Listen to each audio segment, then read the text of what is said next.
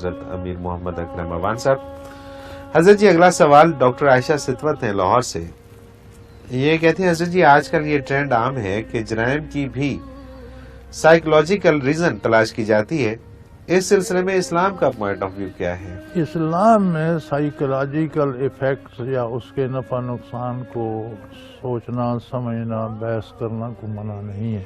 ٹھیک ہے. اس پر غور کرنا اچھی بات ہے، لیکن ایک بنیادی اصول یاد رکھیے.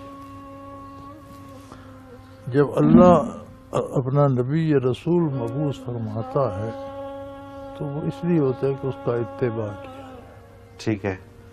نبی پر ایمان کی کیفیت یہ ہے کہ ایک بات آپ کا عقل کہتا ہے یہ بالکل نقصان دہ ہے، نبی کہتا ہے یہ ٹھیک ہے، تو آپ کو ماننی ٹھیک پڑے. بالکل ٹھیک. آپ کی عقل غلط کہہ رہی ہے، اللہ کا نبی درست فرما رہے ہیں. بالکل ٹھیک ہے. آپ کے معاشرے کے دانشور اس کے خلاف کہتے ہیں تو وہ غلط کہہ رہے ہیں. جو اللہ کا نبی کہہ رہے وہ اللہ کے بتانے سے کہہ رہا ہے، اور جو علم اللہ کے پاس ہے وہ لوگوں کے پاس. بالکل ٹھیک. تو اس دائرے شریعت کے اندر اس کا جائزہ لینا کوئی حرج نہیں. ٹھیک ہے. لیکن اس جائزے کو یہ عذر بنا لینا، مثلا اب ایک معاشرے میں عام ہے یہ کزن میرج سے بچے ناکارہ پیدا ہوتے. شریعت میں تو اس کی اجازت ہے، اور نام لے کر کہا گیا کہ تم چچا کی بیٹیوں سے، خالہ کی بیٹیوں سے، پھوپھ کی بیٹیوں سے نکاح کر سکتے. سبحان اللہ. اچھا، اب اس میں اگر آپ تشریح چاہتے ہیں تو میں ایک سوال کرتا ہوں کہ ہم نے تو یہاں ہندوؤں کو بستے بھی دیکھا، تو ہمارے کلاس فیلو بھی ہندو تھے، استاد بھی ہندو تھے، گاؤں میں رہنے والے اڑوسی پڑوسی دکاندار ہندو تھے.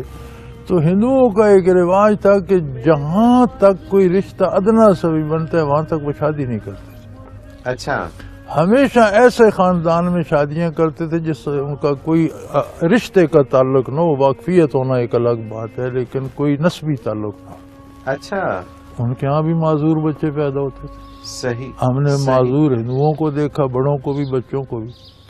بالکل ٹھیک. اگر یہ کزن میرج ہے تو ان کے ہاں کیوں پیدا؟ وہ کزن چھوڑ کے وہ تو کوئی دور کا رشتہ بھی نہیں کرتے تھے. تو اس طرح کی محض کٹ حجتیاں کر کے اسلام کے خلاف جواز پیدا کرنا یہ زیادتی ہے، نہیں ناجائز ہے، درست نہیں. اور یہ بہت بڑا مسئلہ حضرت جی آج آپ نے حل کر دیا ہے. یہ لوگوں میں ایک یہ رجحان عمومی طور پہ پایا جا رہا ہے کہ یہ کزن رشتہ نہیں، لیکن ہندو آج بھی آپ ہندوؤں کا پتہ کر لیں، جہاں تک کوئی ادنا رشتہ بھی بنتا وہاں تک وہ شادی نہیں کرتے. تو ہم انہی کی پیروی کر رہے ہیں. تو ان میں پھر معذور کیوں پیدا ہوتے ہیں؟ بالکل ٹھیک.